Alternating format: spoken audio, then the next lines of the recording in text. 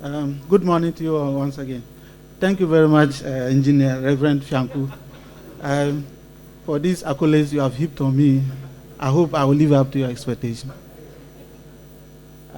My presentation basically is going to look at the legal and policy framework within which the authority operates when it comes to standards. As you know, even though this is a technical area, you still have to operate within the law, and all those standards must be set in accordance with law.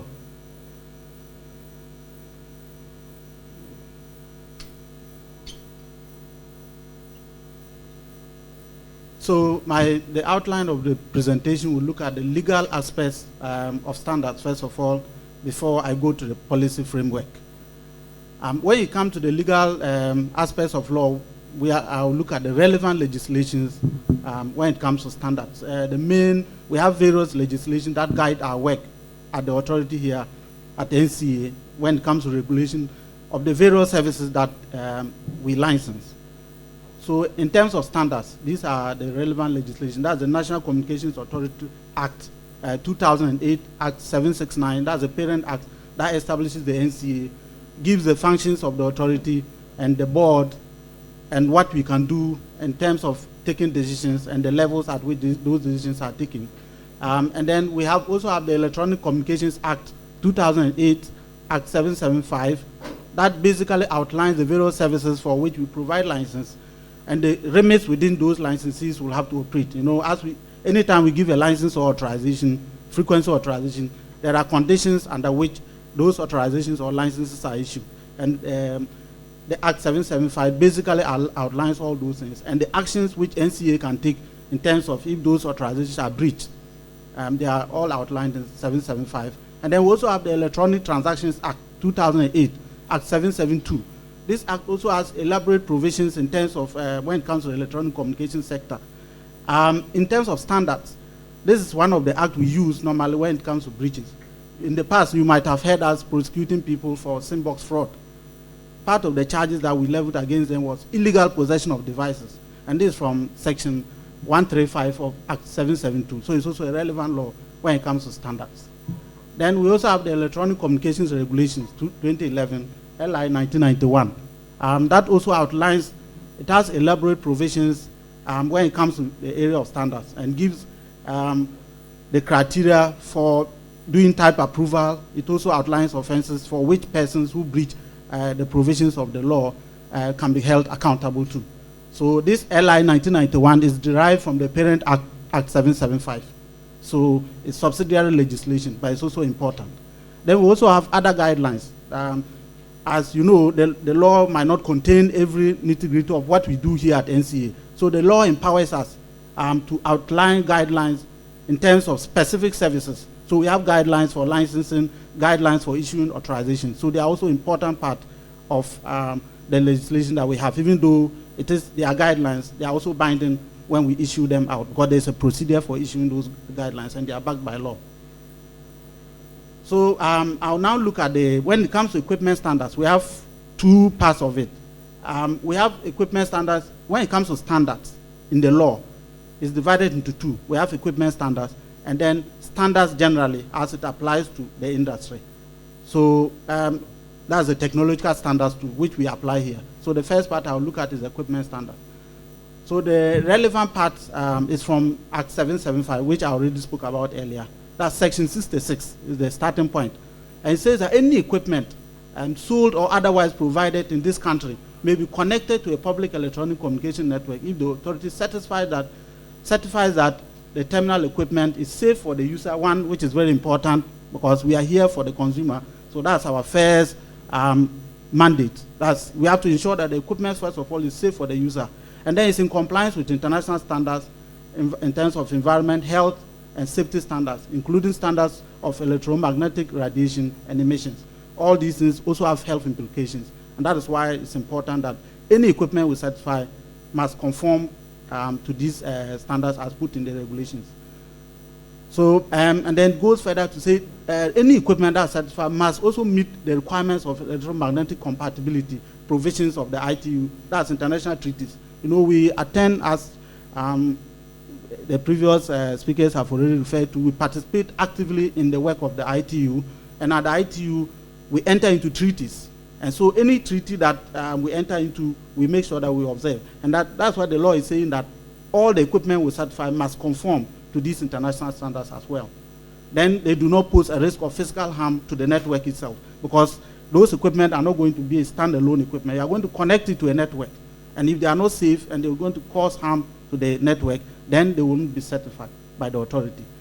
And then so all these provisions under Section 6, so you see that the emphasis here is on the safety and protection of the consumer, first of all, and then the network itself.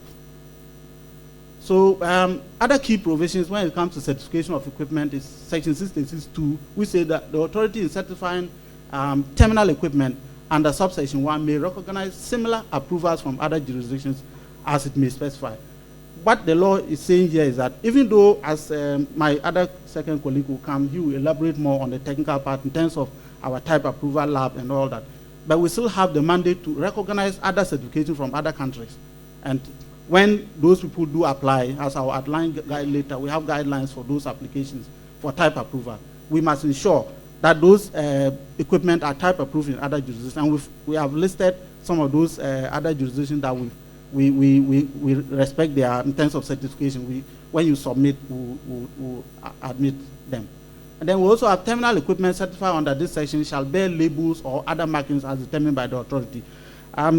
Those of you who have phones, all of us have. When you open it inside, you see that there's a label either from FCC or the European certification saying that if it's from US, it's Federal Communication Commission will say that this equipment has been certified by Federal Communication Commission. And NCA too, when we have this DTT conformance logo, which we approved for it to be affixed to equipment that we have type approved as conforming to the standard. So this is what it's talking about. The authority may regulate, prohibit the sale or other distribution or connection of terminal equipment or other devices that is provided in the country, primarily for the purpose of circumventing or facilitating the circumvention of a requirement of this act. What this is talking about is, let's say there's an equipment that you are bringing in, and we suspect or we have reasonable grounds to believe that that equipment will be used for the commission of an act, which is, again, that's a crime against provisions of this law. We have the power to prohibit them. An example is, let's say, SIM-box equipment. I mean, it's been on the rise. There's a law banning SIM-boxing in this country. It's even against the law. If you were to bring such an equipment and you want it to be type approved, and we know that that equipment has the ability to contravene portions of this, our law, we will not admit and will not type approve such an equipment. So that's what, and the law gives us the power to do that. Then we also have what we call generally technical standards. Apart from the standards that apply to the equipment that we type approve, we also have technical standards that apply to licensees and authorization holders. For instance, when we issue a broadcasting authorization, in that authorization, you are supposed to invite us for us to do an inspection of your facilities. When we do that inspection, we take certain measurements. And then in those measurements, we expect you to conform to them. That is in terms of your bandwidth, because you are allocated an amount of bandwidth within the frequency. Let's say you are 99.5 or so. Both left and right, you have to go to operate within a certain bandwidth. And that is the standard the NCA will state in your authorization, that during the period of your operation, you will not be allowed to exceed this bandwidth. And if you were to exceed, then an enforcement action will be taken against you. And also, we also have standards stated in licenses in terms of respecting quality of service standards, which is important for the consumer. So that's what this is talking about. So it says that licensees and authorization holders may implement technical standards that they consider appropriate and which are in conformity with the accepted international standard. So this is an obligation on the licensees and the authorization holder themselves to respect those standards. And then the subsection 2 gives the authority the power. That's what they say. The authority may identify, adapt, or establish a preferred technical standard in regulation or, where necessary, require conformity to a stated standard. Even though we are part of the ITU work, we sign treaties, the law also recognizes our sovereignty as a country to identify certain standards and expect the operators to respect those standards. So that's what it's talking about. So it's very important. So here the law gives us some amount of discretionary power to the authority, which, I mean, of course, we must exercise in accordance with administrative law, which we do observe all the time.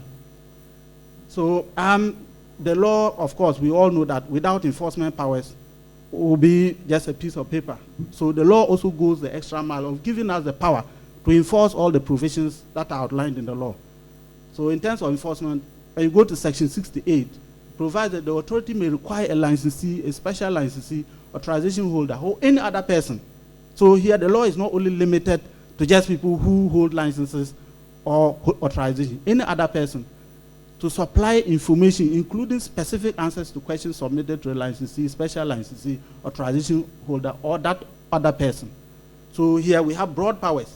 I mean, for our Act 775, which is before the Parent Act, the first act, which was the NCA Act 524, 1996. This act is an improvement over that act and gives us broad powers, and also has clauses that protects investors. So it's a very balanced law. Even though it gives us broad powers, those powers are to be used within certain parameters. So when I read this, our law, I say it was a very good piece of legislation.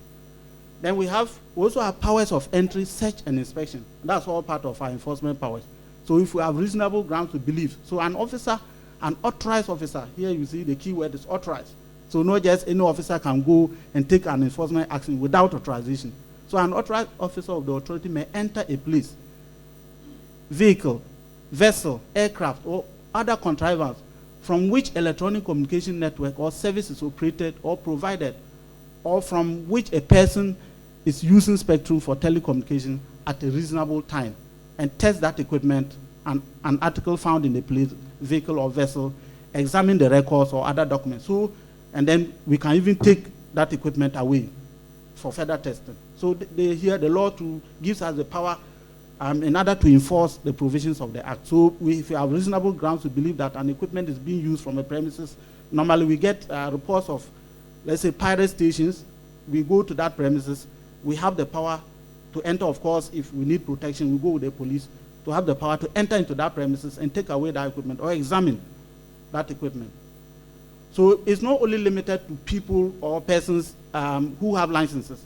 There was an occasion that our officers, engineers in the field, I mean, we received a complaint from some people living within a certain environment, I wouldn't mention the name, where, I mean, during the night, they were unable to make calls during the day at certain times. So they complained to the authority. And then the authority mandated the engineers to go to the field and check. And then through our monitoring with our monitoring equipment, we were able to detect where this interference was coming from. That person wasn't a licensed operator, was a vehicle distributor who did after-sales service. So the people who worked with that company, some of the officers or some of the workers there, anytime people brought their vehicles, they would call their friends somewhere, and then just after doing the diagnosis, they will send it, because there to pay is expensive, so they link up with their friends in Abu Sokan. So the company, in order to find a solution, decided to install jammers in their premises in order to block calls from being made from within the premises. What they did not know, that those jammers had the probability of blocking other calls outside the perimeter of the vehicle sales point. And that was what was happening. So our officers had to then go there and shut down this system. So that's why the law has given us the power to even do it to persons who are not even licensed operator, because this person in this place was not a licensed operator. So that's the importance of some of these provisions. This has actually aided us in undertaking our work. Then we have type approval. In terms of policy framework, from the Act, we have the LI, which also outlines the procedure for which the authority may then recognize equipment or certify equipment for use in this country. So Regulation 79 of LI 1991 says that the authority shall approve communication equipment used for radio transmission for commercial operation.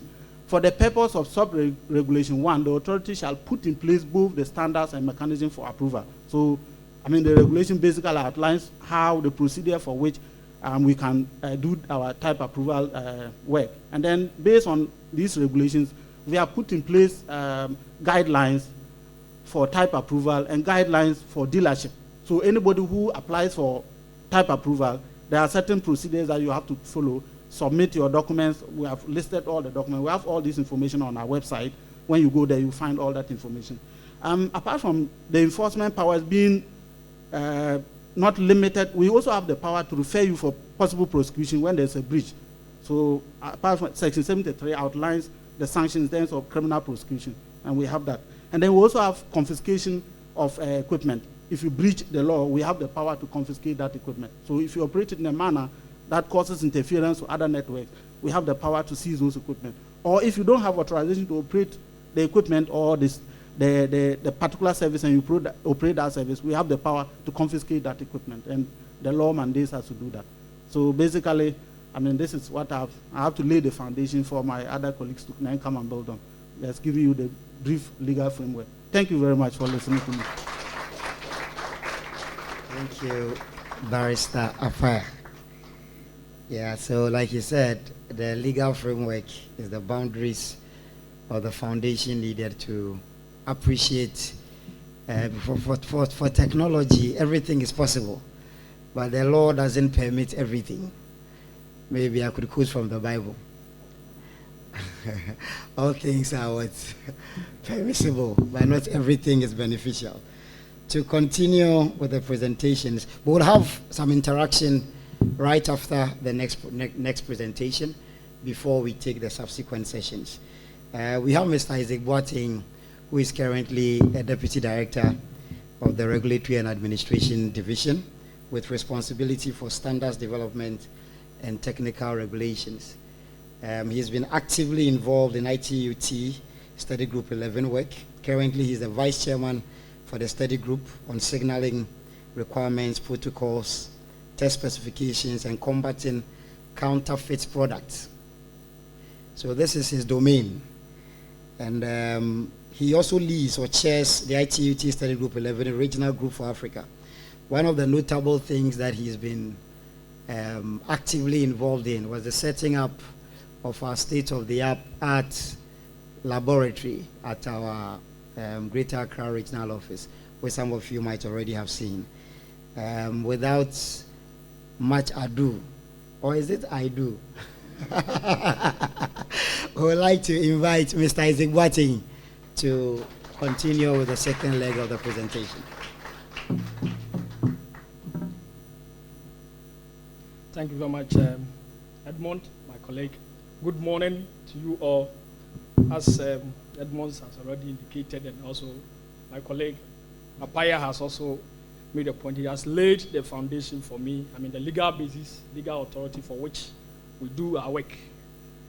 My work has been made simple because I'm not here to talk about the legal ones. I'll talk about how we have operationalized the legal perspective that he has provided.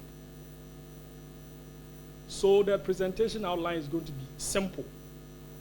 We are here today, the theme is bridging the standardization gap. I'm sure you'll be wondering, what is all about standardization? What is standardization? So I'll seek to give a brief introduction about it. Then I'll share with you some industry statistics. The statistics is basically the backbone for the standardization that we are actually pursuing. Then the standardization gap. The ITU has a definition of what standardization gap is, bridging the standardization gap.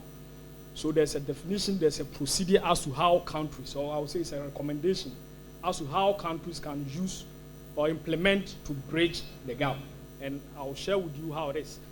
And what we actually analyze. So I'll also share with you some gap analysis. And eventually, I'll talk about our interventions, NCA interventions, towards bridging the gap. So this is a definition from WTO, trade barrier to technical barrier to trade. They are saying that the word standardization is a process through which documents, otherwise standards, are developed and approved by consensus. What it means is industry experts come together, they look at a certain topic of relevance or global interest. We go and discuss, and it has to be by consensus. The agreement has to be by consensus. And it has to be by a recognized body. So for example, ITU, we have 3GPP, those developed standards for the GSM evolution. We have IEEE and other standards organization. The standard development is actually by consensus. At the end of the day, when the document comes out, it's more of a guideline. It's more of not really a rule, but guidelines, and it is actually not mandatory. It becomes mandatory when nations, countries have implemented it in regulations, and they call it technical regulations. So all the standards that are developed in the world, you talk of ISO, IEC standards, we talk of IEEE standards, we talk about ITU standards. They are not mandatory. It becomes mandatory when you implement it in regulations. And in Ghana, we do that with the industry. Ghana Standards Authority, we know they are the industry, the body that is mandated to develop standards. So we work closely with GSA, we work with the operators, we work with Ministry of Communication, we work with all the relevant industry as far as telecom standards is concerned. And we develop these standards. It is gazetted, then implemented in regulations.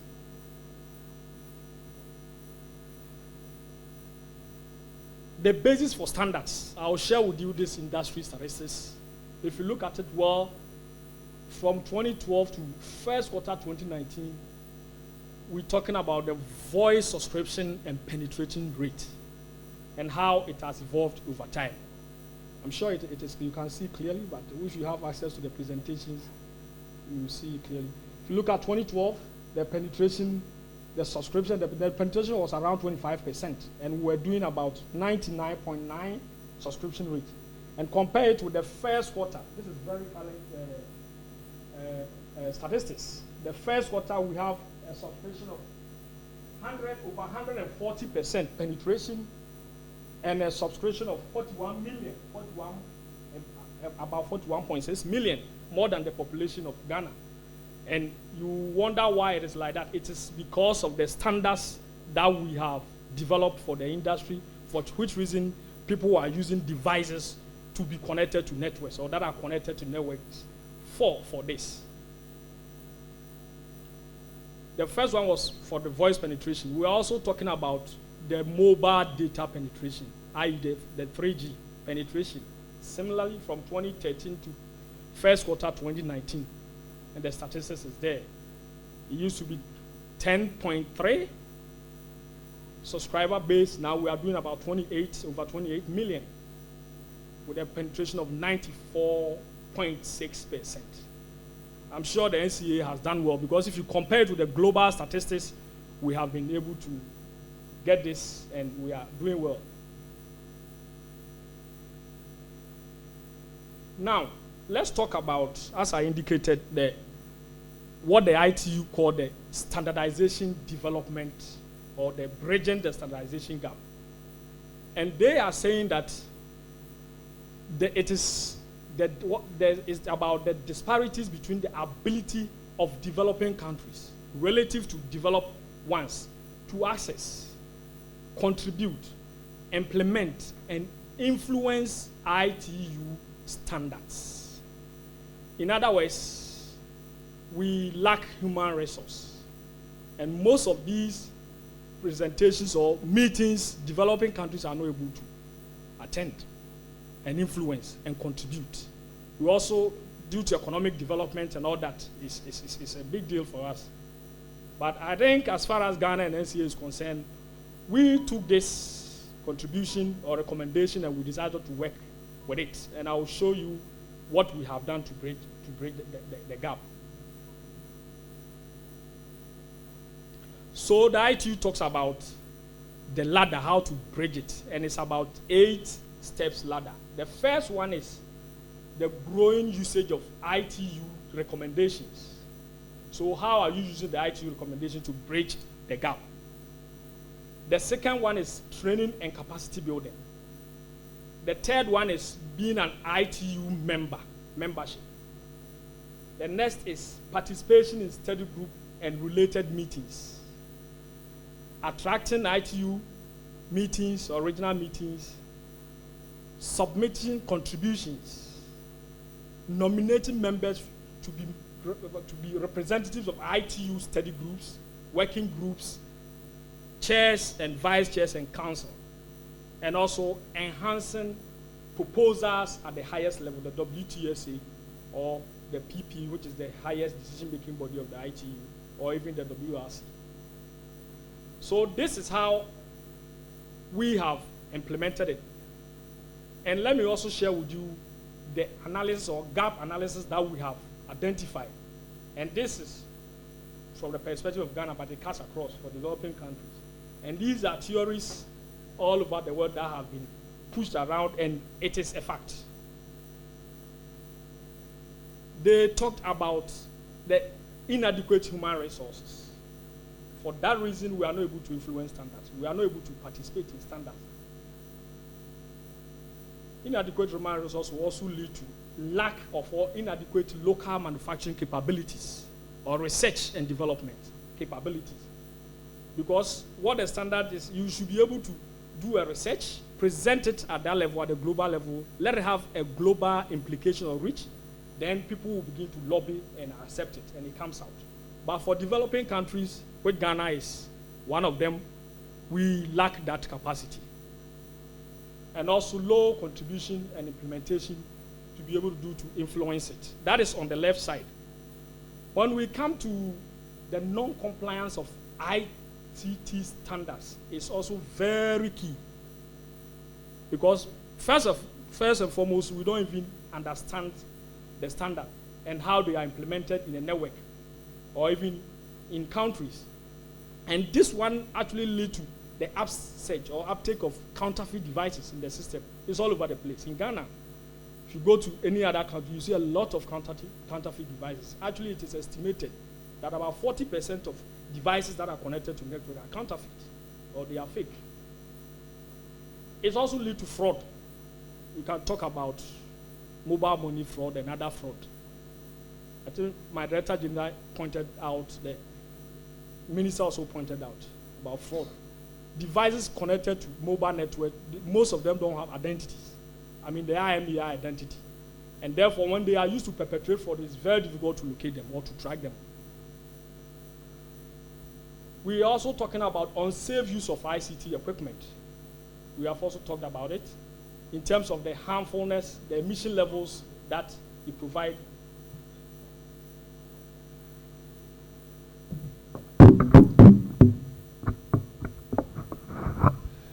The quality of service degradation, the effect on quality of service. Because these devices, they don't understand the protocols that are normally implemented in the network. So it leads to quality of service implication. E-waste, you buy a device, you use for 3 months, and you cannot be used anymore. It becomes an electronic waste. Government have to also put aside some resources to fight electronic waste. Talk about national security implications. I've already talked about the fraud. Now we can even get some people, they just get a device, they make a call to threat people, and they just throw away the SIM card and you cannot find them anymore. But if you are using good devices that are standardized, you can't do that. You will be tracked, and the law will deal with you. So these are the gaps that have been identified in the industry. So the next question is, so as an authority, what have we done to arrest or what are our interventions as far as the gap is concerned? So the first intervention is about our type approval regime, type approval process. And in line with the ITU bridging the standardization gap, the 7-8 ladder that I talked about, if you look at the yellow, growing usage of ITU accommodation. This is what we have done. ITU implementation, ITU recommendation leads to the type approval. So let me explain with you what we have done as far as the type approval is concerned. It's a simple process. If you are a manufacturer or a dealer, you have to, and you intend to sell equipment in Ghana, you have to apply to the authority. You give us your documentations, test reports, other documentations, then we will review it.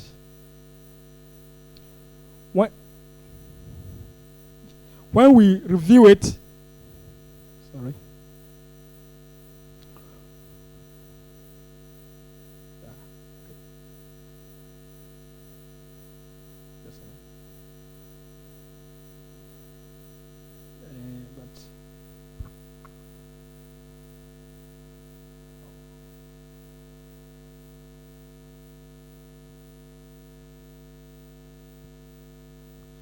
Okay, so we will review it, but you don't even have to come to NCA. You don't have to submit technical documentations. Okay, okay, that's fine. So you are an applicant, you apply, it comes to NCA electronically. Let me put it that way. You can sit at the comfort of your office and apply electronically. It comes to our end. We will review it and verify what you have submitted. Then if at the end of the day everything is okay, it will be approved. This is just simple like that. But hey, here we have our own laboratories to verify some of this. It's not everything that our laboratory is capable of verifying.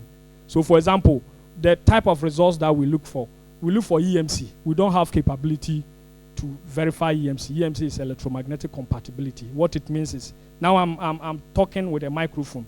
I can see the pointer also with me. They are all wireless devices, they are transmitting. And under normal circumstances, they have to work as planned because they are using different frequencies. If one of the devices does not meet the standard, there could be an interference. So we test or we review that per the lab results that you have submitted to see that the procedures that have been implemented for which the reasons the device was manufactured is in line with the international recommendations or international standard. Now, when we do that, we review everything, and also we have the database or the electronic database that we have. It's also an opportunity. It's a search engine as well. So you visit the site portal.nca.org, and you can see all the equipment that the authority has approved. All the equipment. So you sit at a comfortable. If you are going to buy any electronic communication equipment, you visit the site or the portal, and you can see the one that we have approved, and you will relate it to it. So that is usage number 1. Again, the question that could be asked is, why are we even doing that at all? And I think I've already indicated radio frequency efficiency level. Apaya made mention about that. Health and safety issues, and also environment. We've talked about that. Network compatibility and interoperability. We know about Huawei. We know about Ericsson. If I'm a manufacturer or if I'm an operator, definitely I'll buy network devices for my network, and I can purchase it from Huawei. I can purchase it from Ericsson. What are the protocols? Are the two devices, if I buy from these two vendors, are they able to communicate among themselves, among each other? So we check that for the network operators and see that if you are bringing a network device to be implemented in the network, it has to meet the protocols. The interoperability must be there. Quality of service issue or quality of service experience. We've talked about that. And also we've talked about counterfeit. Now let me talk about the laboratory. We have 4 different laboratories. They are all implementation of the ITU recommendations. We have 4 different laboratories. We have radio frequency lab. We test protocols for quality of service support. We have the specific absorption rate lab. We test about emissions coming from devices, mobile phones, and others, laptops. We have the DTT laboratory. We check the conformance of what we have adopted.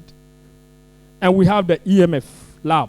This is more of a field work, but we gather the raw data on the field. We come to the laboratory. We do the analysis, and we compare. I will explain to you what each lab is about in a jiffy. So these are the equipment that we test. Any wireless transmitting device, we have capabilities to test. Test SAD.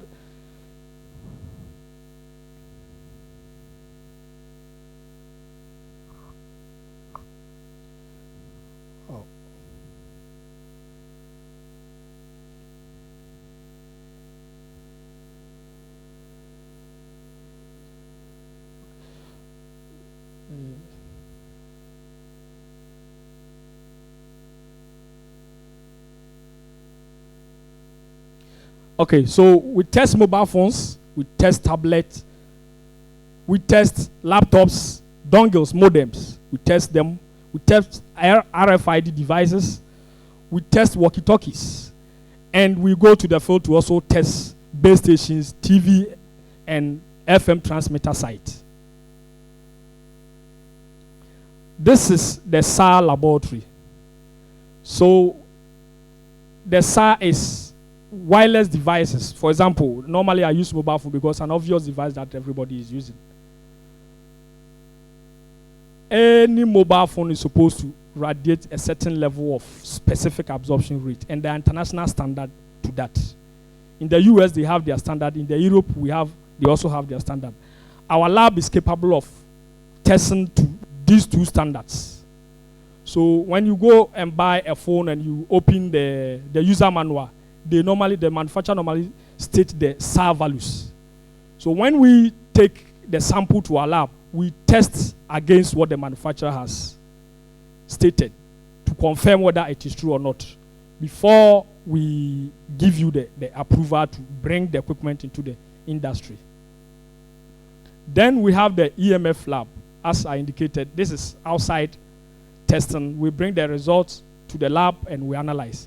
Essentially what we do is we go and acquire data, emissions from these base stations and transmitter sites. We come and analyze it.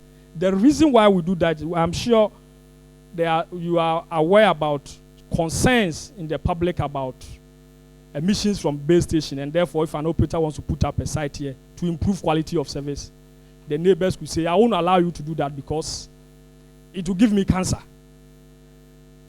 But at the end of the day, the same neighbors will also be asking for improved quality of service. So if the operator is not allowed to put the site here, how can he improve the quality there? Because there's a perceived indication that if you put the base station, it will give me cancer. I won't allow you. So the essence of this is to acquire this data and share with the public. As a matter of fact, we are working with, my DG also indicated that we have signed an agreement with Radiation Protection. We are working closely with them to get empirical data to share with the public that it is not always true that when there's a base station that is put around you, it will give you cancer. These are the figures that we have. So that is the essence of that laboratory. Then we have the radio frequency and signaling lab. This is about the implementation of protocols. And let me use a handover as an example. You are communicating at any point in time. A mobile phone and a base station have to communicate on a channel called signaling channel. You won't see it. All that you are seeing is I'm making a call.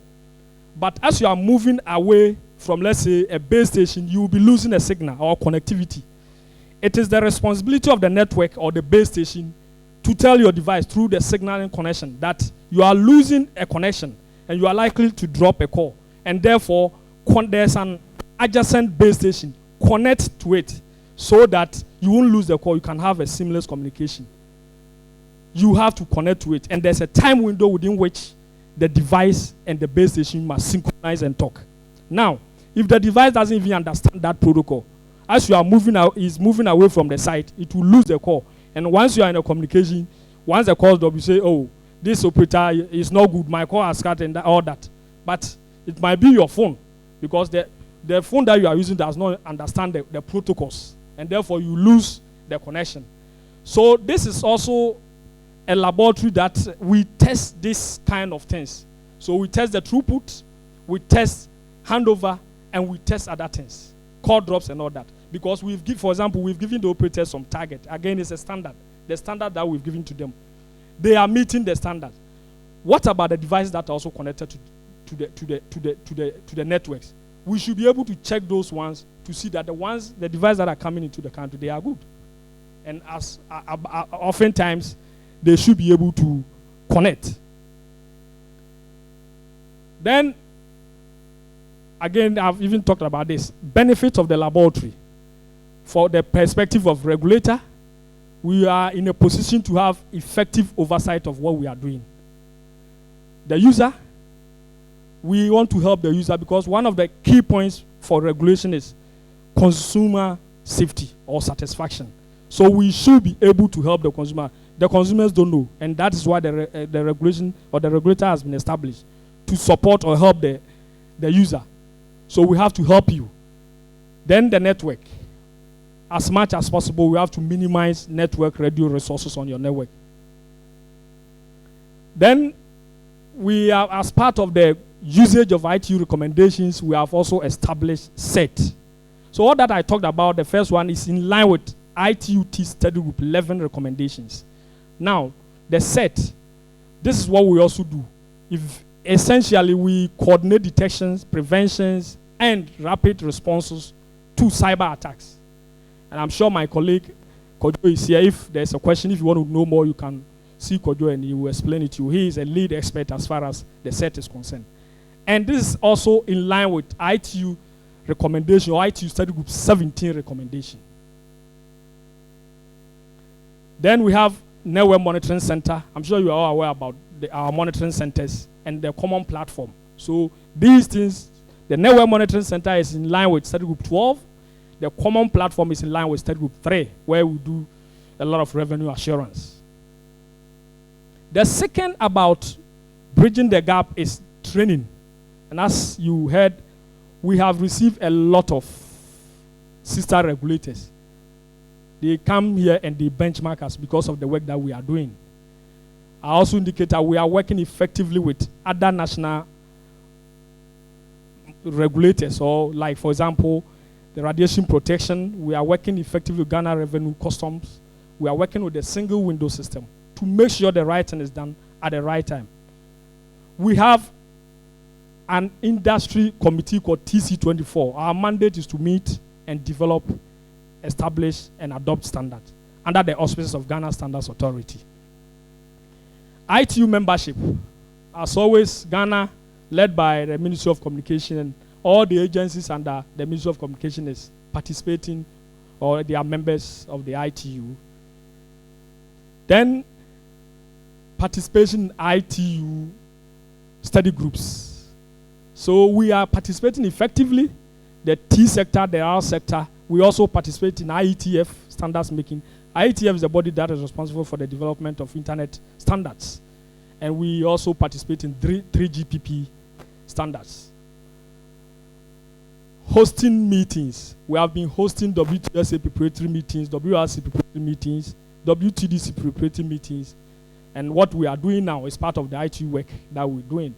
Then regional development forums and others. Contribution to ITU study groups. Ghana NCA contributions has resulted in the publication of several ITU recommendations, and I've listed about 8 of them. The first 4 is on quality of service, and the last 4 is about on study group 12, and the last 4 is about study group 11, on counterfeiting, on technical procedures to establish laboratories and all that.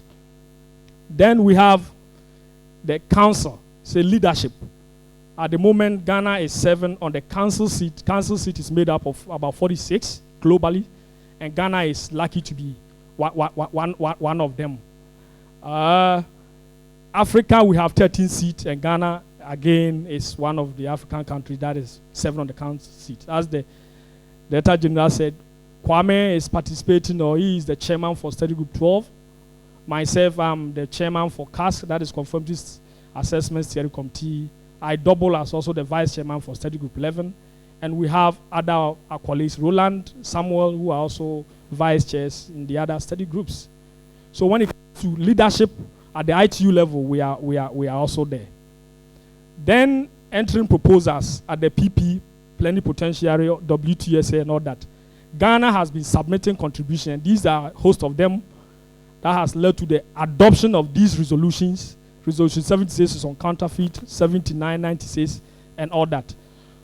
So Ghana is very much effective, and Ghana has been participating in ITU meetings to make sure the gap or the ladder that has been defined, for which reason we have to implement it operationally on the ground. For us to address the issue that is actually happening, we are following it. I thank you, and we are in for the questions. So thank you very much, Mr. Boateng. We're going to allow a short period for questions and comments related to the legal and regulatory framework, as well as the standardization process, type approval, and the operation of our laboratories. If you just want to make an intervention, if you put your hand up, I would give you the opportunity to either make a comment, ask a question. Okay, Can you come forward? I need help.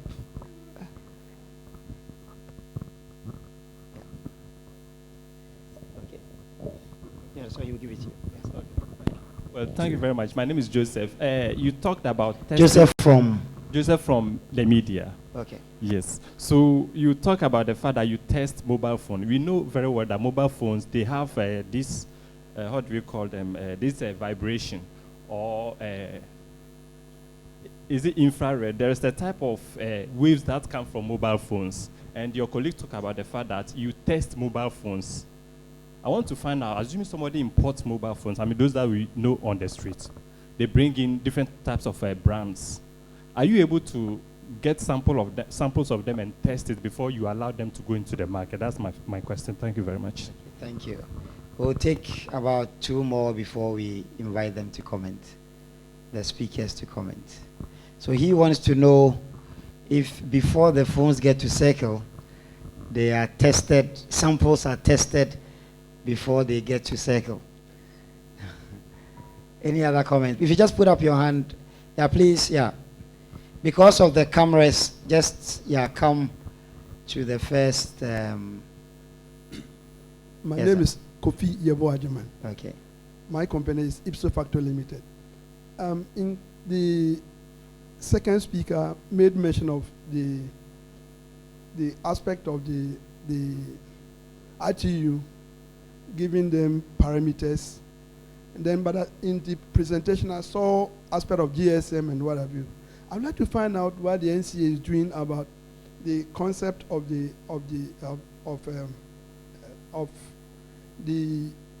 global service. No, that one is GSM, Global Service Mobile.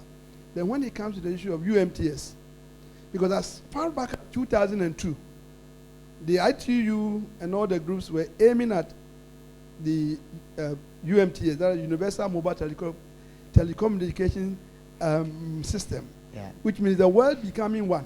So what's your question? The question I'm asking is that what is the NCA doing about the UMTS concept? As in whether it's being implemented in That Ghana. is if we are being part of it. Thank you very much. Hey, any other? Okay, Mr. Boating, if you quickly comment. Thank you very much. So the first one was I think you are talking about the SAR.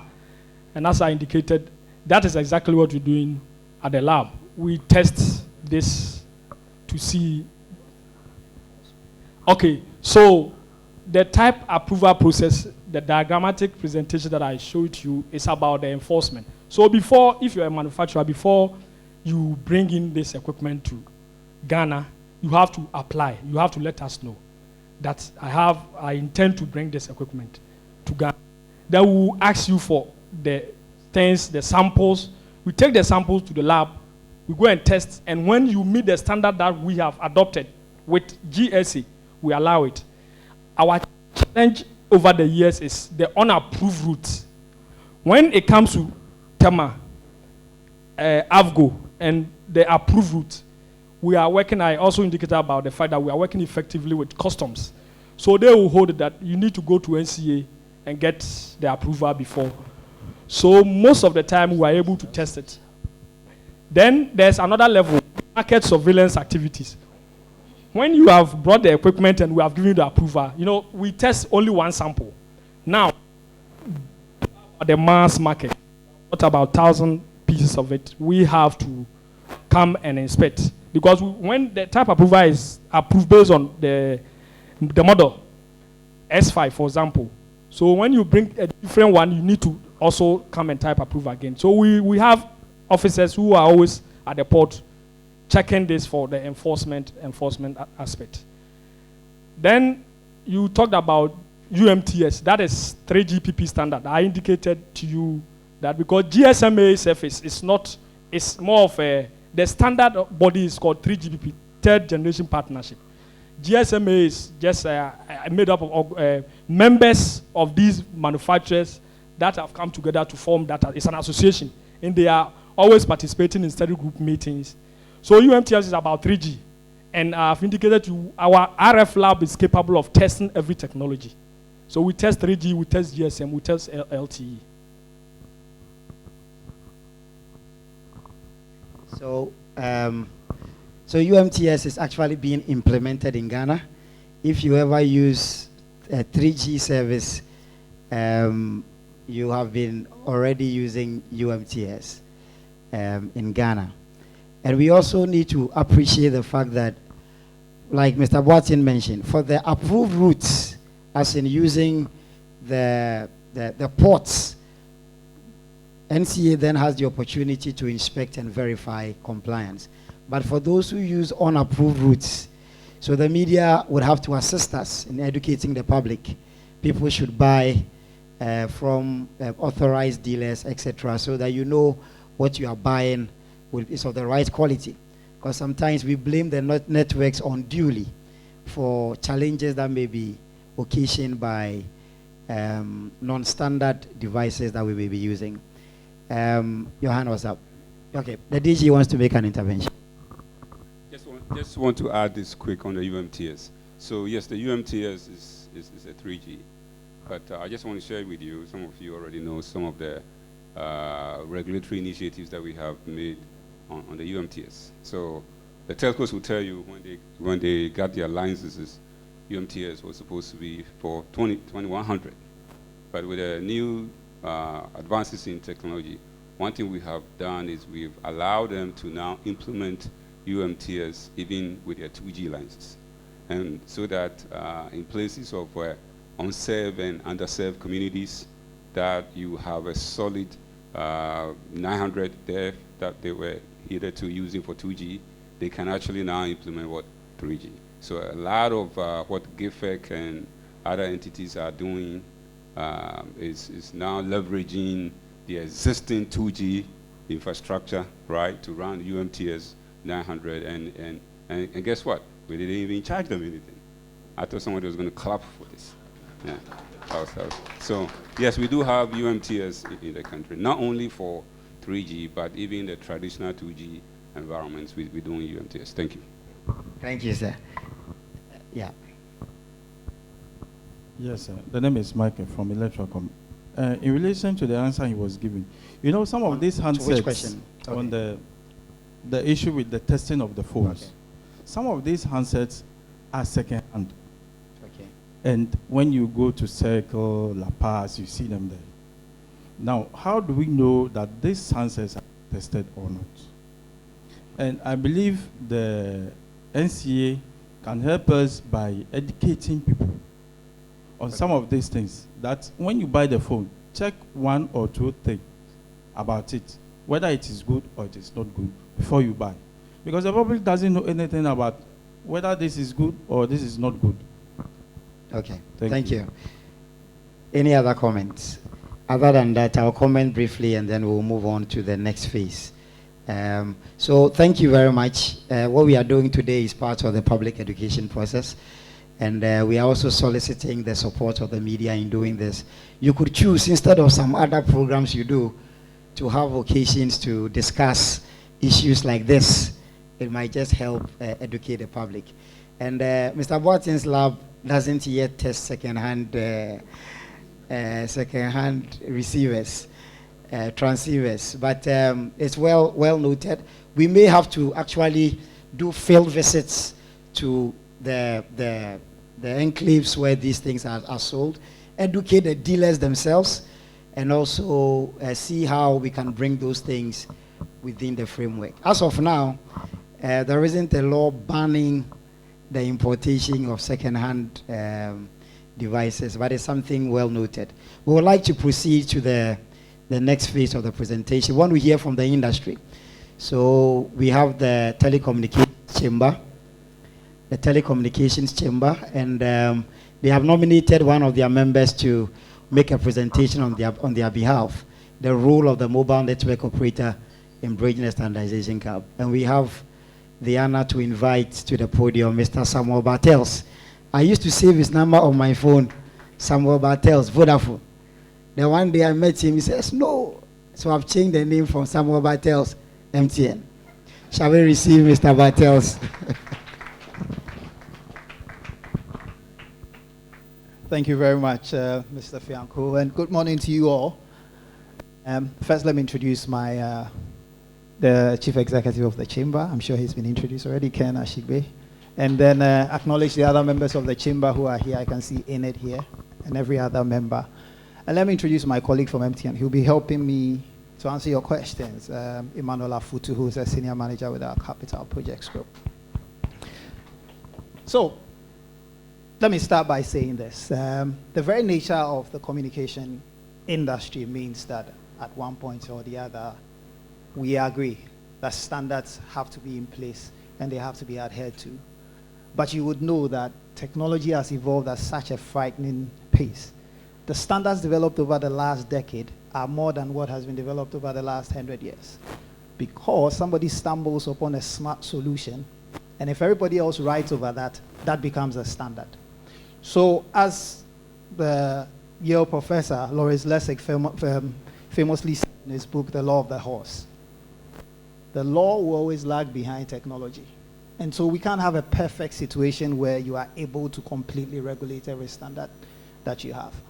But it is for this purpose that the ITU was set up, because standards could be as basic as language, to decide which language we can use so we can understand each other, or protocols, or numbers, or physical connections to each other.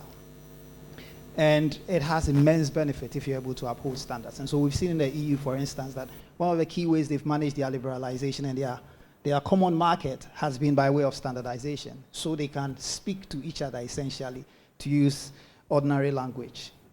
But then I also want to point out that you can't talk about standardization without making reference to the law and to IP rights.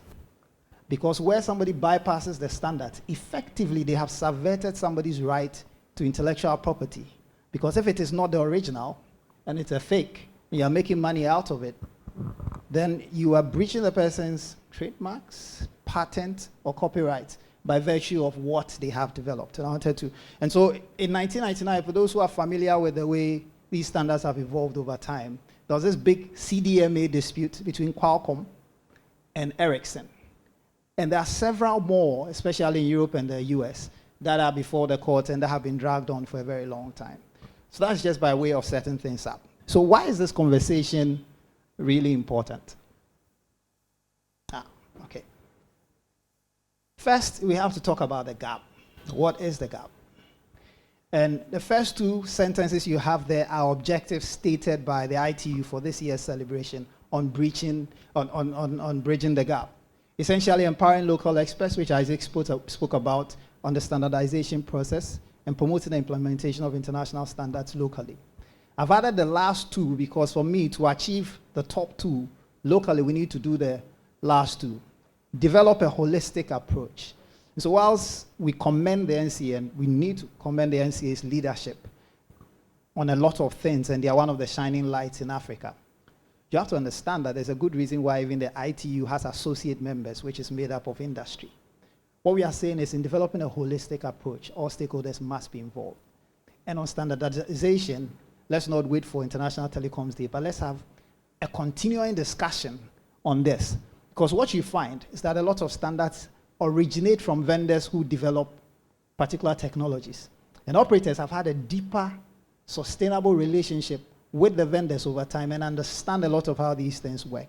Now, when we put ourselves together with the NCA, we'll become even more unstoppable in dealing with the issues of standards. The second point is engendering a knowledge and people-based approach.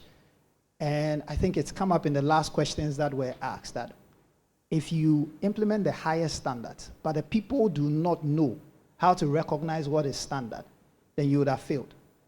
Because they'll pick what is substandard and use it, and it will affect the quality of the service we deliver to them.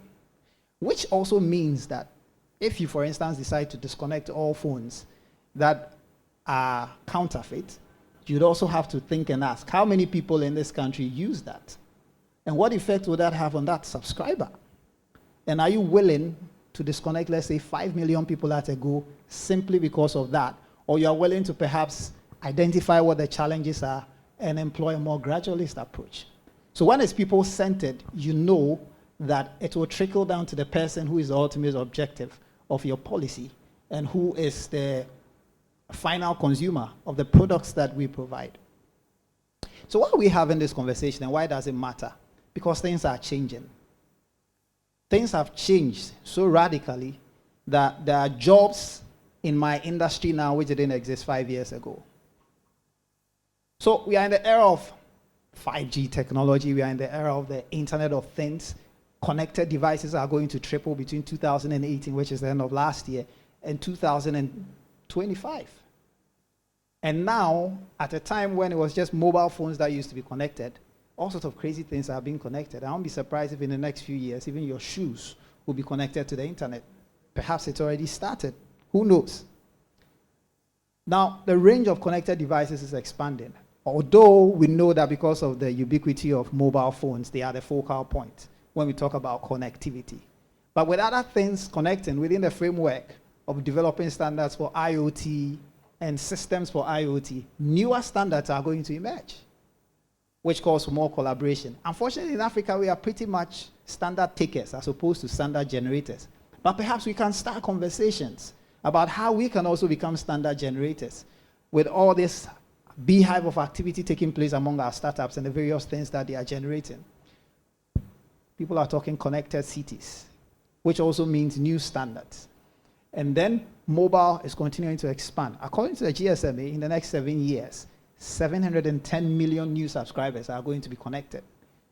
And it's not an outrageous figure. You just have to look at how many people are coming out of school and how soon young people want to use connected devices. And then, of course, there are new investments in ICTs. AI is developing. We are talking data analytics and all that. Anything new that comes means that newer standards will be emerging. And finally, the Sustainable Development Goals. It's key in this. Goal 9 on industry, innovation, and infrastructure. Goal 11 on sustainable cities and communities. 12 on responsible consumption and production, because what we do has implications on the environment. And then finally, on partnerships to achieve these goals. So here are key issues that we have to reflect on as we have this conversation. That standards, and this has been mentioned in part, have implications for health and safety.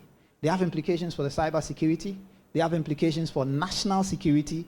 They have implications for what the technology people call the CIA, the confidentiality, integrity, and availability of information. And they have implications for the protection of our environment. And e-waste has already been mentioned. We also have to avert our minds to the fact that mobile networks in many countries, and we are hoping it will be the case soon in Ghana, are considered critical infrastructure. Now, we used to be called an industry, but what we are now are the foundations of the entire economy, because everything else rides on ICT infrastructure. And so imagine what will happen if our ICT infrastructure crashes. All the more reasons why, for us, standard is always first when we are doing anything. Also, operators are constantly improving their standards because things are changing. We are deploying better versions of what we use. We are identifying risk. They are constantly undertaking risk assessments, and we are reducing vulnerabilities. Trust. We talk about standards because trust is essential in the communication sector. The consumer needs to trust your infrastructure, and you need to trust your infrastructure, because without that trust, nobody would want to ride over your infrastructure. And if you look at the geopolitics of the day and all the conversations around the US and a certain Chinese company, you would understand that trust is essential in ICT infrastructure, and standards matter. Now, I've mentioned that technology will always be a step ahead. All the more reason why standards are not static, but they have to be refreshed constantly. Public safety. I can't count the number of times on social media you have heard hoaxes or perhaps unfounded stories about that handset exploding, that handset becoming a problem, and you can merge that also with security and all the changes that have taken place that make you want to surrender everything when you get to the airport. It's because of public safety. Now, we also realize that it is critical to minimize fraud. And without going into the details, it's not as simple as that, because there's also the issue of social engineering, which comes into fraud. But those we can control relate to the infrastructure that we use within our industry. Last two issues: how do we preserve these standards? How do we improve standards? And finally, what are the points of collaboration between us, industry, and the regulator? So to tackle that, I have to tell you what we do and how standards feature in what we do, because I won't presume that everybody knows what we do. So I'll break it into three. We build critical infrastructure which are the tangibles you see, over which everything in the economy rides these days. We provide connectivity and related services, all the telecommunication services, which are intangible, but which you benefit from. And then also reduce poverty through mobile financial services and the other services we provide. So how do standards feature in all this? Now I want you to realize that within a mobile network operator,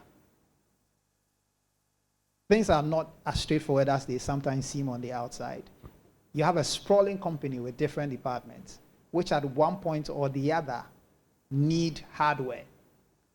And even the process of acquiring that hardware involves all of these. And so you have engineering primarily playing a role. My colleague here from CPG, they have to determine what they want, see a sample of it, approve of it before we even acquire it. Marketing, finance, operations, and the customer support, because ultimately the beneficiary of that service or that product is a customer. And so you need quality control from the customer control.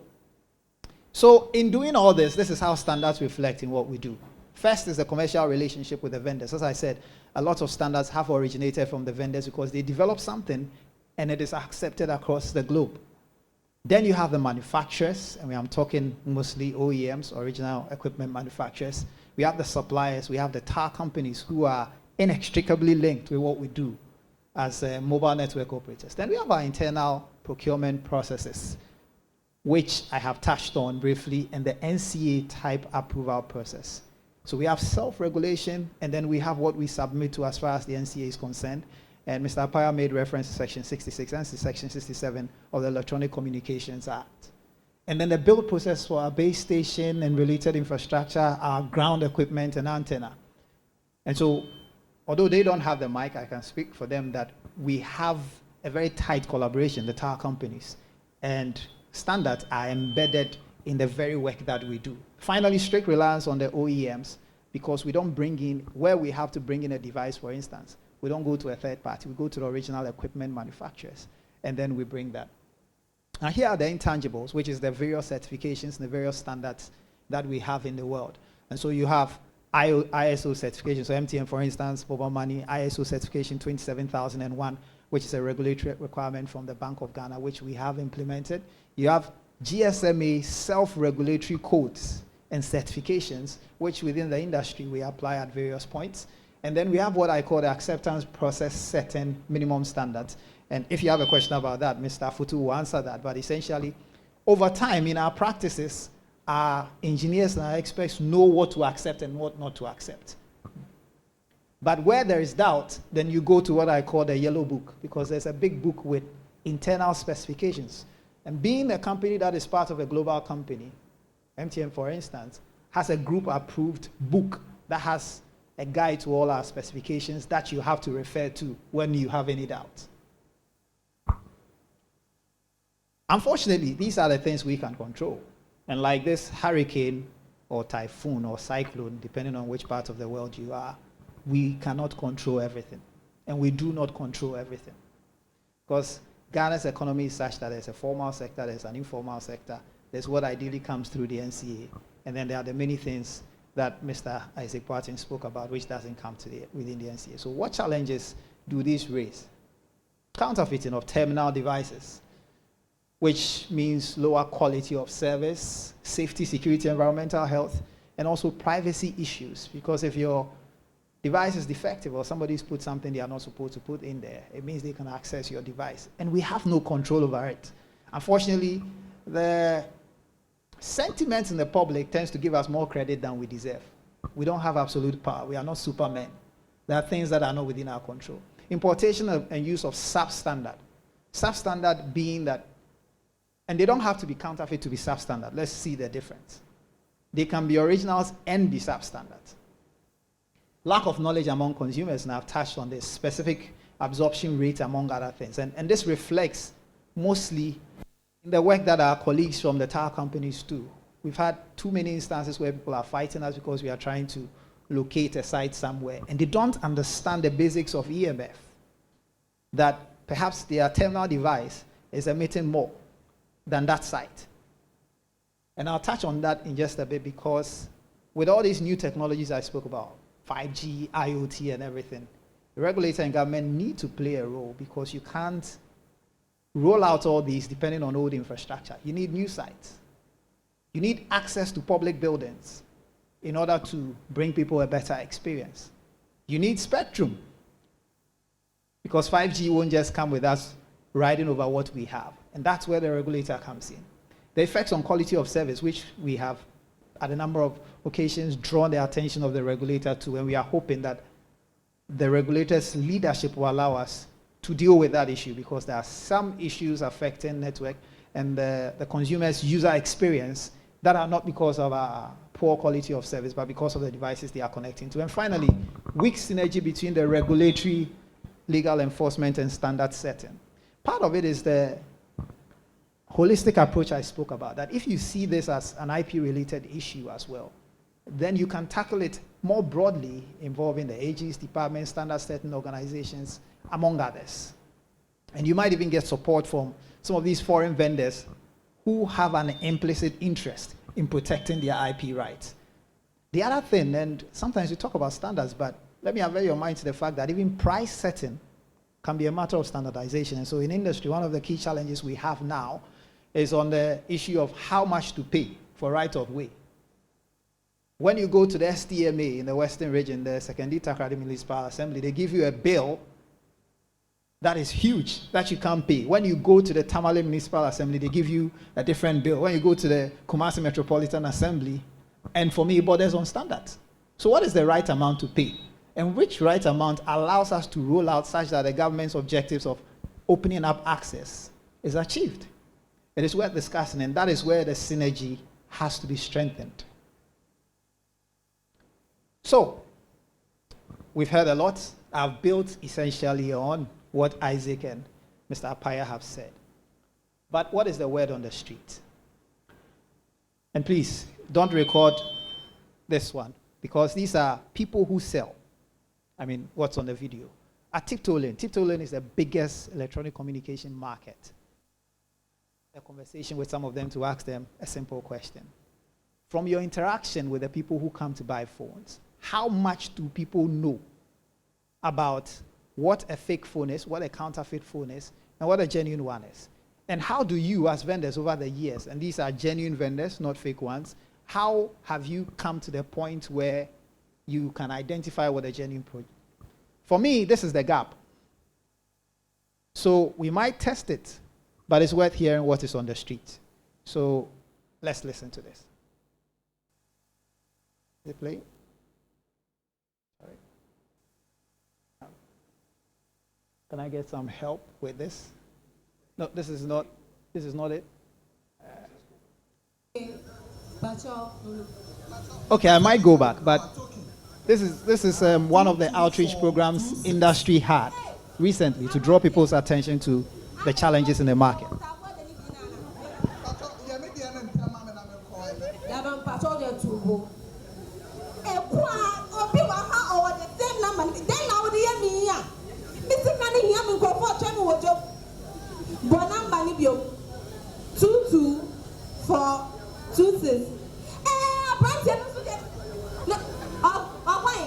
Madam, when you know who they're cutting for,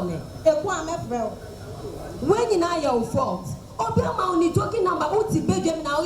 224466. And then one almost one fan.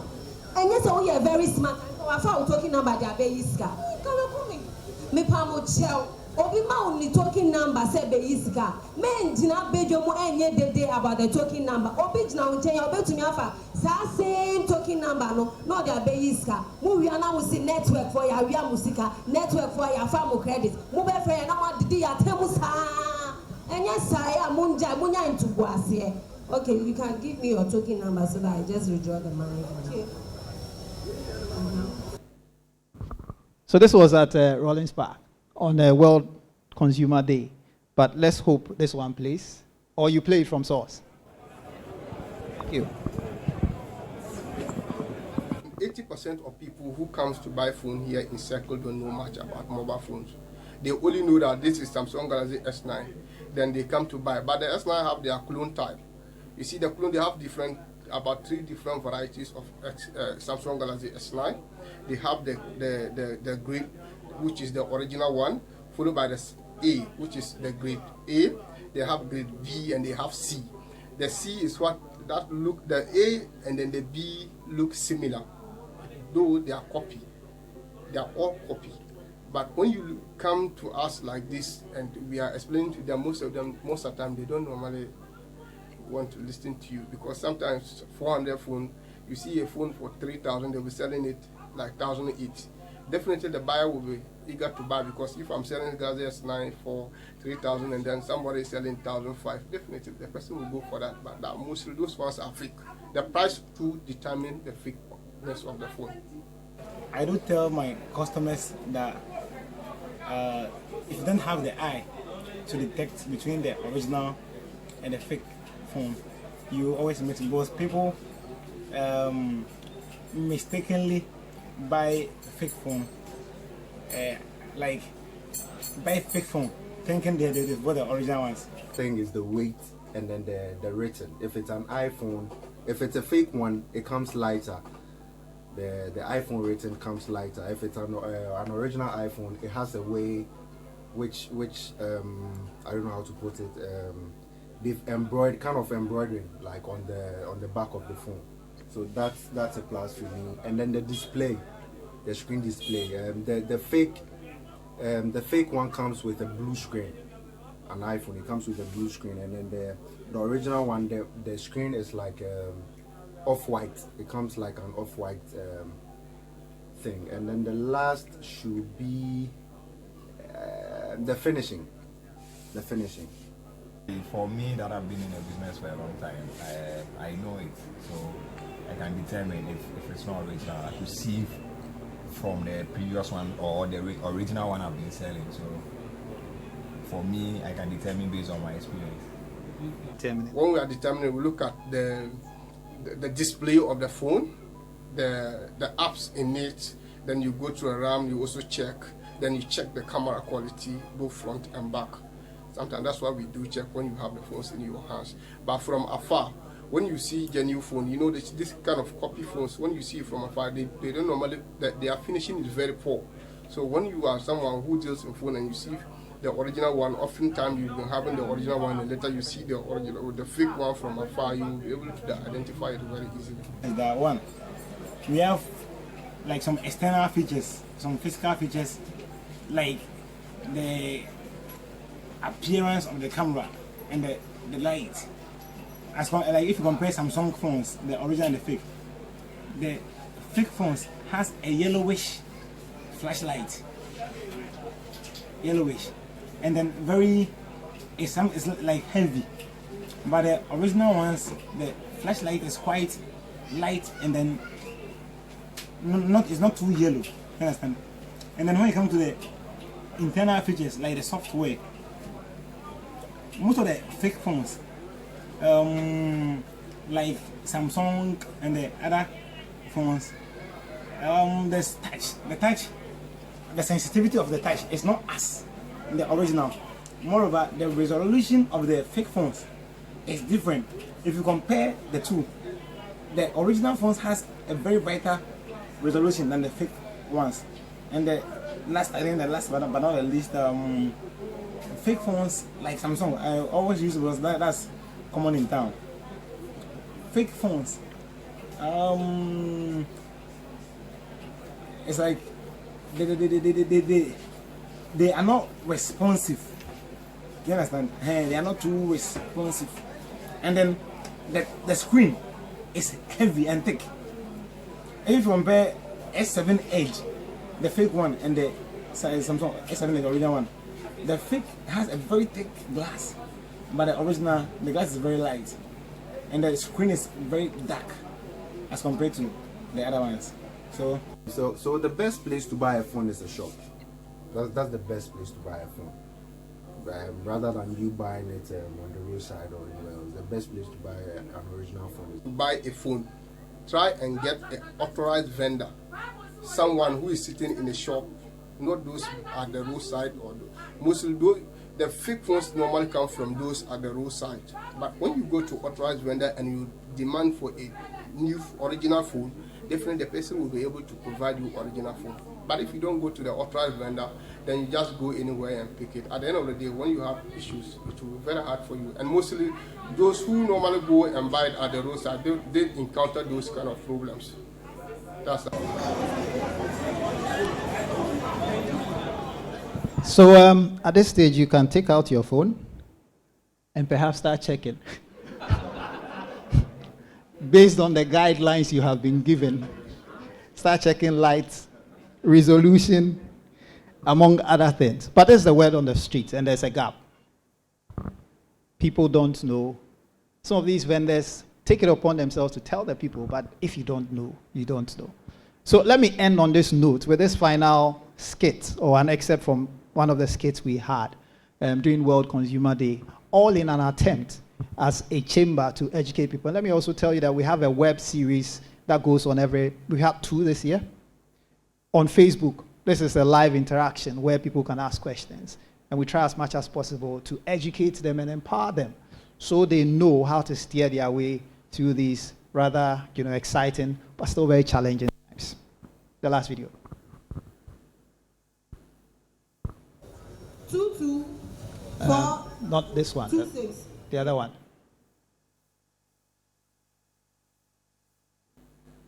Okay. Well. Yeah, it's done. Who want your iPhone 6S? 3SIM. Your iPhone 6S or 3SIM?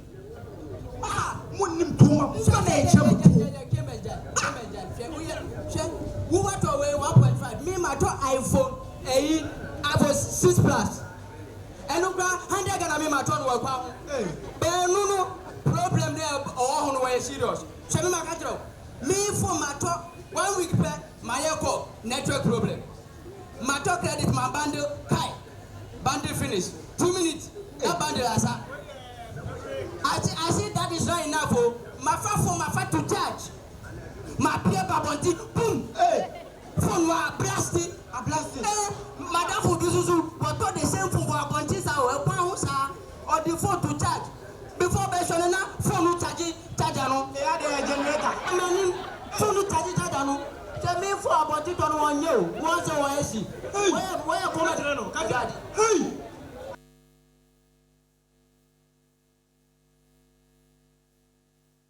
Colleagues are here to answer your questions, Ima and other members from the industry. Thank you very much. Thank you very much. I was just reminded of an encounter I had in Dubai, when in a watch shop, and the guy was like, "Okay, we have original fake, and then we have fake." So you better pay attention when you are buying your phone. We just want to hear from the consumer associations or consumer forums.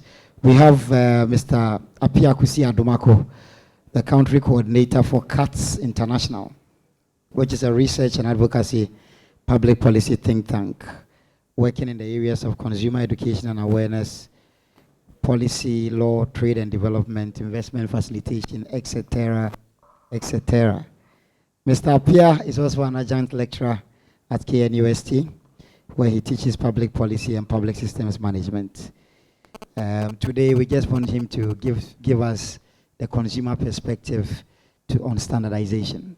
So, with a round of applause, let's receive Mr. Apia Kusi Adomako. Thank you very much, Mr. Afiankong.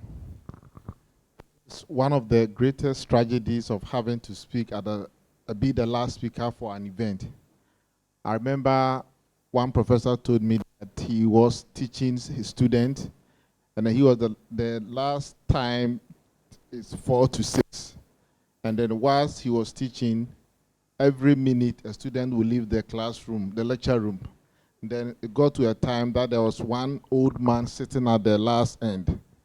And so after he had finished his presentation, he asked to talk to the old man and asked him, "Please, what made you sit throughout the whole presentation?" Because all the students left.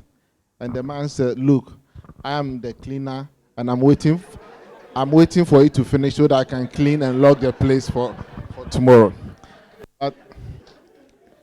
But this afternoon, I'm sure we are all here to listen. And I want to engage you for the next 15 minutes, and I'll try to be as brief as possible. Can I have the...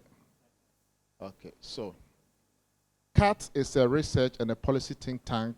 We operate in a number of areas, but one of our key areas is in the area of consumer protection and consumer education. We've been around in this country since 2013, but globally since 1983, and we have offices around many regions of the world. So today is a World ITU Day, and I want us to look at this particular triangle.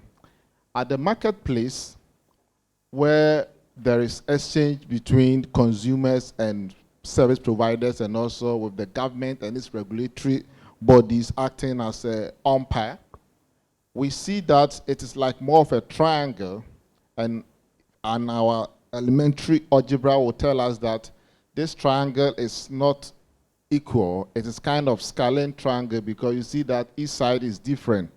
But in a perfect environment, you want to see a market whereby there is enough information by each player. The regulator knows much, the service provider knows much, and also the consumer is also aware. But this is kind of information asymmetry. And so the duty of every government or its regulator is to ensure that policies and standards are set to ensure optimal regulatory environment. The service providers are also there to provide services that consumers would be glad to pay with their money, so that at the end of the day, they can say that value for money. Consumers are like us, we are consuming services, but sometimes you get a service and you realize that you wish you have not even gone to the vendor or the supplier to get it. Okay. So government role in the market is very, very simple. Government, I mean the regulator. And here NCA role in the market is very, very simple.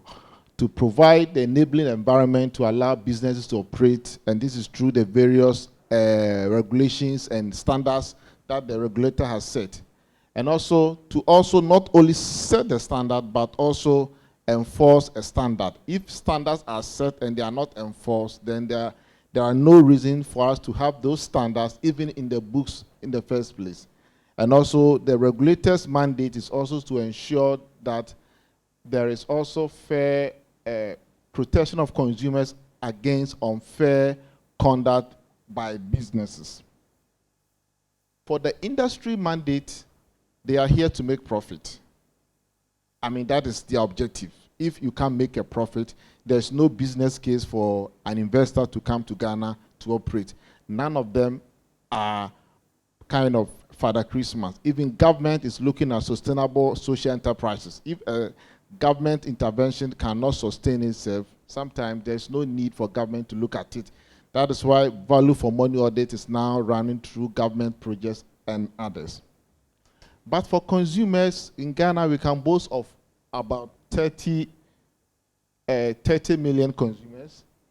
And for consumer to pay for goods and services, and for that reason, their main objective for every consumer in the market is to maximize utility.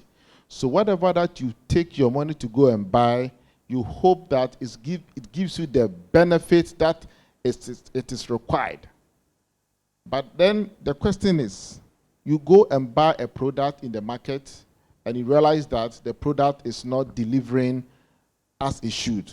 The last video, the charger that is supposed to charge the phone, now the phone is now rather charging the charger.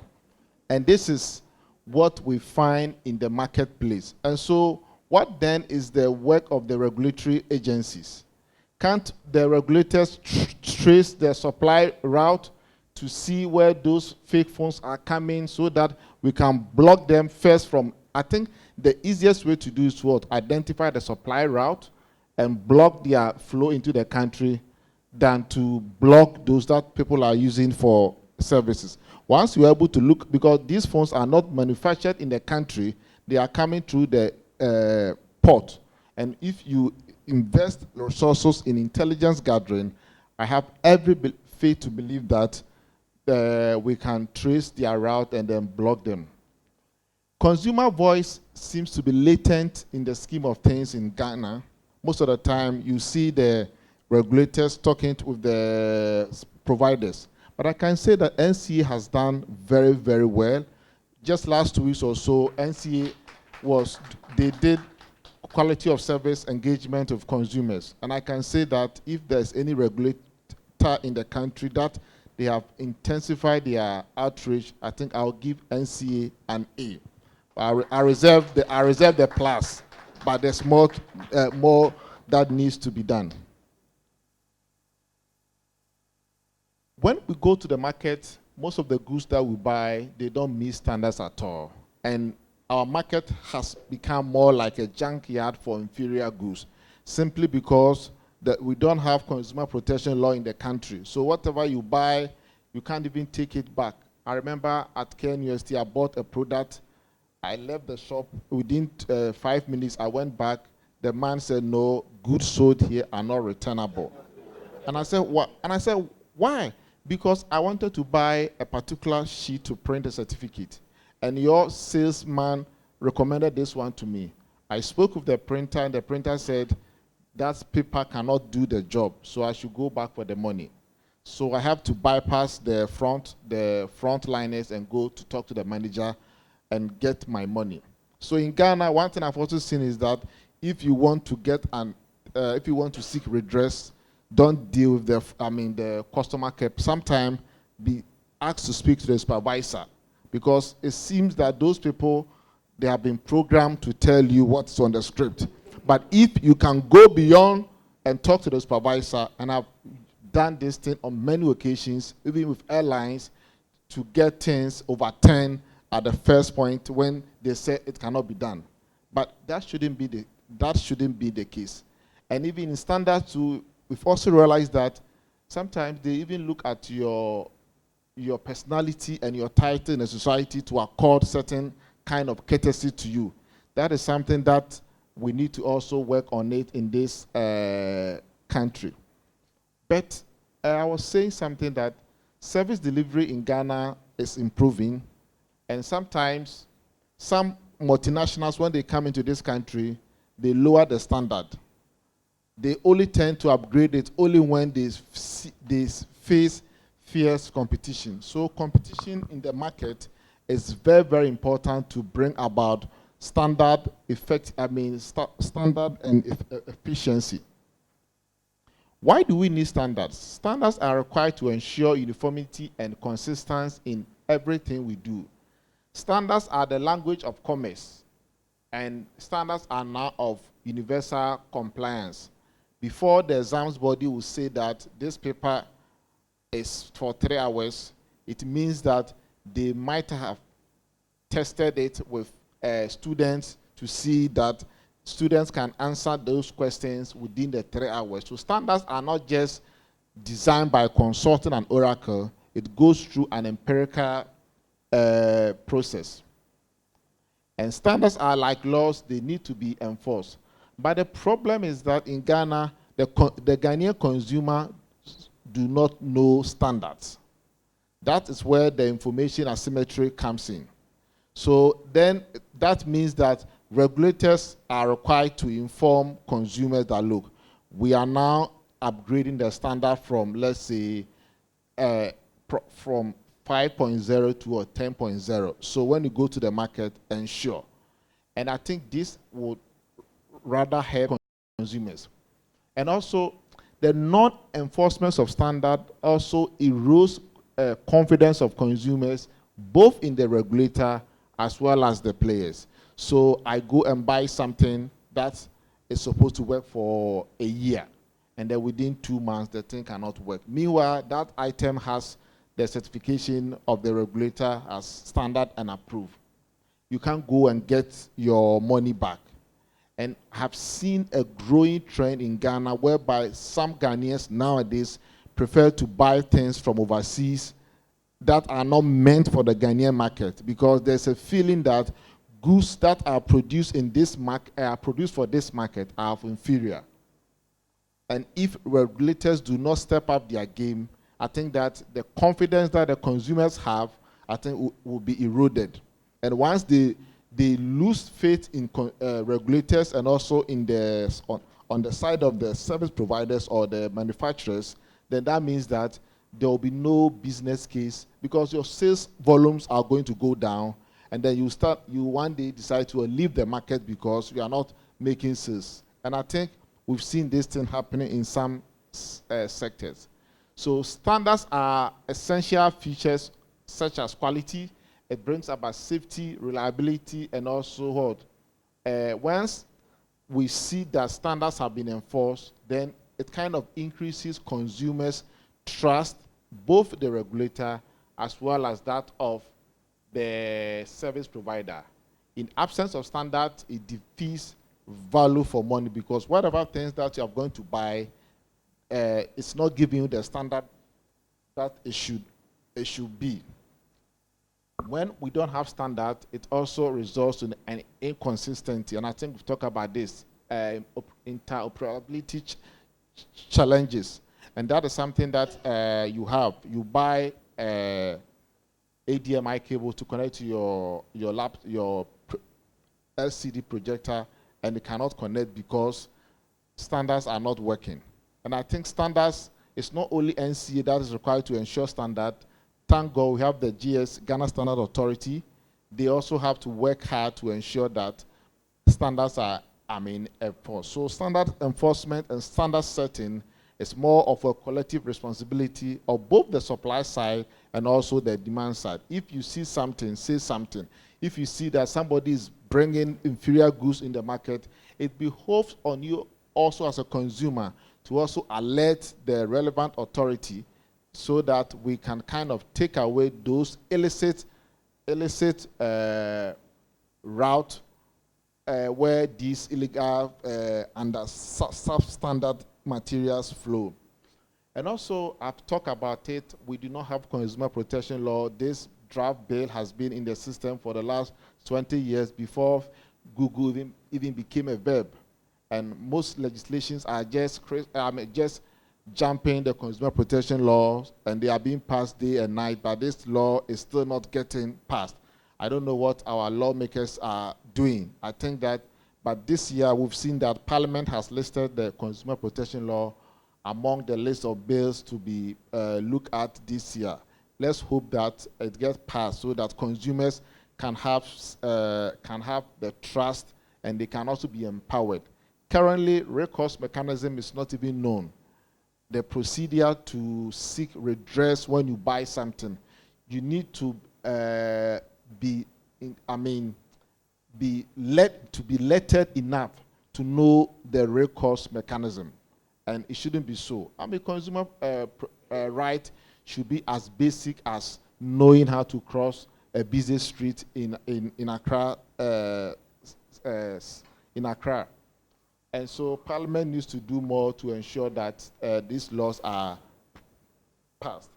And I would say that Ghanaian consumers require regulators to adopt 360 approach in ensuring that standards are enforced, and regulators' action or inaction conveys law to consumers, and regulators must also intensify their outreach. I think NCA has done well, but I think most of the engagement are in the regional capital cities. I think that they need to also go down to the retail level, the district and the community levels, so that people there can also know something.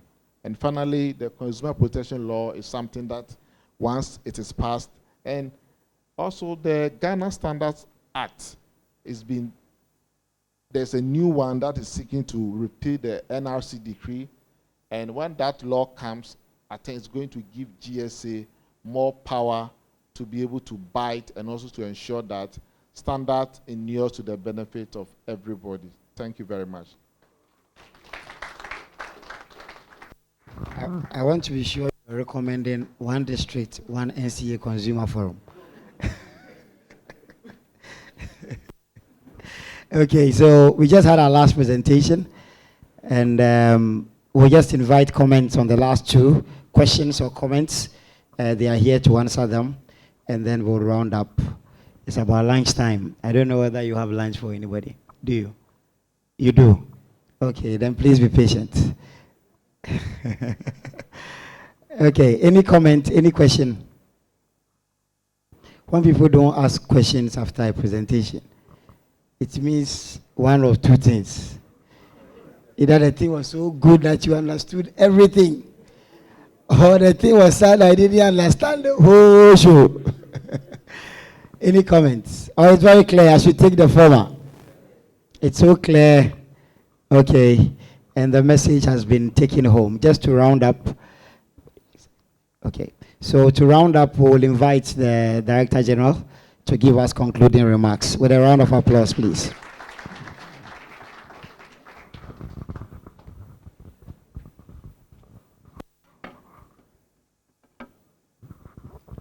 Thank you, Mr. Fianco, Board Chairman of NCA, the CEO of the Telecom Chamber and members of the Telecom Chamber here in present, representative of the CDS. Please, when you go, tell the CDS we appreciate how he's been supporting us over the years. The management and staff of the NCA. All too soon, we have come to the end of the program. It's been a wonderful program. It's been very educative. I don't know about you, but I've learned a lot. And I think we deserve a round of applause for ourselves. I want to thank the presenters for your power of the legal division for great work, making sure that we are very clear with the legal framework. It's always good when you have someone within, actually, who have done it, who has been with engineering, so he's boots on the ground. So we appreciate your presentation. Thank you also for Isaac Boateng of the regulatory division. That was a good presentation, well informed us of the standards, the work of the regulator. Of course, we want to thank Sami Bartels for his eloquence, his ability to break it down. He made it very simple. And we appreciate your presentation. I know it was not only you, but it is, you spoke for the chamber. So we thank you. Mr. Pierre Admakon, CATS International, we appreciate you making time to come and be with us and explain it to us from the perspective of the consumer. Now, you know, one thing that has been clear in the whole discussions today is the subject of standardization, as was depicted in Mr. Admakon's presentation, is a three-way stream. You have the work of the regulator, you have the work of the telco, you also have the consumer. It kind of fit into the philosophy of the golden triangle, the people, the process, and then the technology, right? So always you read that the process is always laid down. You have a good consulting firm around that can help you develop a process. There are good engineers and scientists that can develop technology. You know, I've been around technology for most part of my life, and I know anything that you want to, you can get it done. Always the challenge has been the people. The challenge has been the people. So we have heard what NCA has done, how NCA, through the work of our engineers, the work of our regulatory, and collectively the staff, investments that we have made within the standardization ecosystem, the type approval and the lab that we have set up. As we speak, though not mentioned, we are in discussions with ITU, right, to use the lab also as a training facility. We explained to you the processes that we go through in ensuring that devices that come into the country, right, meet certain standards. So from the regulator point of view, we also explained to you how several of our staff have been key to study groups in ITU. Some are, we have, the two chairpersons. We have several others that are participating in one way or the other. So from the regulatory point of view, we're doing what is required of us. From the chamber point of view, you heard Mr. Patel's, they are doing quite well. Certainly, you cannot survive as an operator if you don't follow standards. All right, you have interoperability issues. And before I came here, I was on the other side. I understand what the telcos have to do. You live with standards as a telco. So the issue will not be, I don't foresee any telco going out there and investing in substandard equipment. That's not possible. Right. So then you see we are back to where? The people. We are back to the people. And that is where I think there should be good outreach, right, both from the NCA and then also from the telco to the people, the citizens, the subscribers, explaining to them the importance of standardization. It's been said over and over again here that, whenever you have a QoS issue, it's not necessarily the telco. It's not necessarily the network. It could also be the fact that maybe you have what? Not so good phone. You have a substandard phone. How are we going to reach out to people? So that's a challenge that we here at NCA, as the regulator, we need to take on. That's the challenge that going forward, we will have to remodel our consumer outreach to ensure that consumers are well educated. Mr. Sadmako advised us that we shouldn't stay in the regions, right? But we should go in the districts, in the constituencies, as Mr. Piankon would say, and we should go and adopt constituencies and ensure that the constituencies are well informed. The people are well. I think that's a challenge. And for this, I want to throw a challenge to our friends, the telecom. Let's work together, and for the rest of the year, reach out to the community, reach out to the subscribers, explain to them the importance of standardization, so that when they are bringing this equipment at the border, at the airports, and somehow their equipment are confiscated, they will understand that, it's not, NCA is shutting down our equipment. So that will not be the case. Right? We should reach out and inform them. So on that note, I thought we had a great session, bridging the standardization gap. What is the gap? The gap is that the telco seem to be doing what they're supposed to be doing. Right? The regulator, government, we're doing the best that we can, but there seems to be a gap. The people, we need to reach out to them. And I think as a Director General of NCA, with my board chair here and the rest of my management and staff of NCA, I think we work together with the telecom chamber to get this done. Thank you all for coming. I wish you a great afternoon.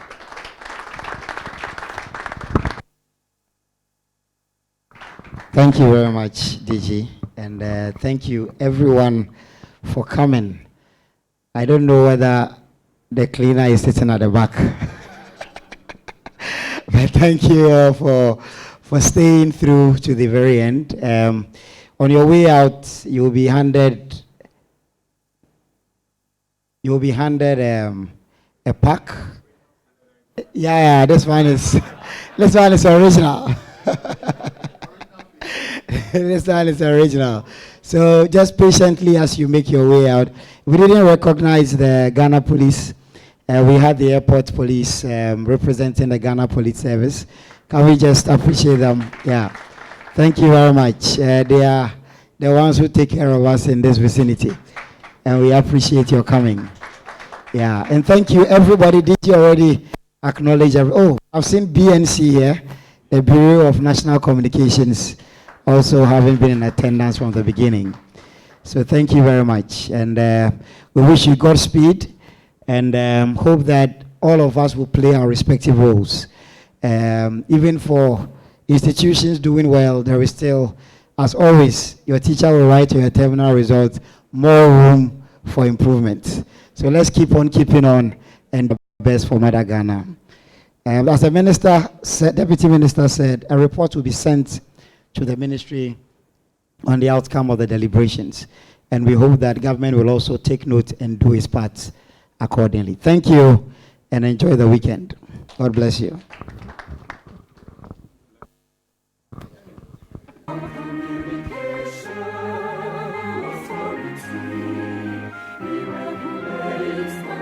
In Ghana, telecom prepaid consumers now have Bank of Ghana supposedly was here. Information. We acknowledge Bank of Ghana, mobile money regulator.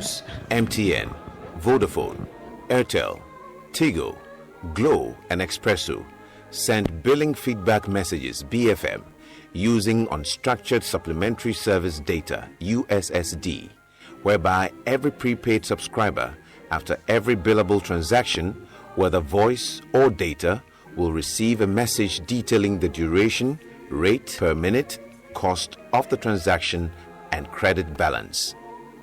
2 years back, we used to experience credit balance issues, overbilling, and other billing related issues. With BMF, you can now track the billing for transactions easily. The good thing is that these messages are not stored on our mobile devices. New billing message ya ben. Abua me papa nanse me yakora. Me hu ni aka wo so. Eni ni afri so. No SCA bia NCA me damase. The National Communications Authority received an award in 2016 for the best ICT policy and regulatory initiative on billing feedback system from the Commonwealth Telecommunications Organization. National Communications Authority, communications for development.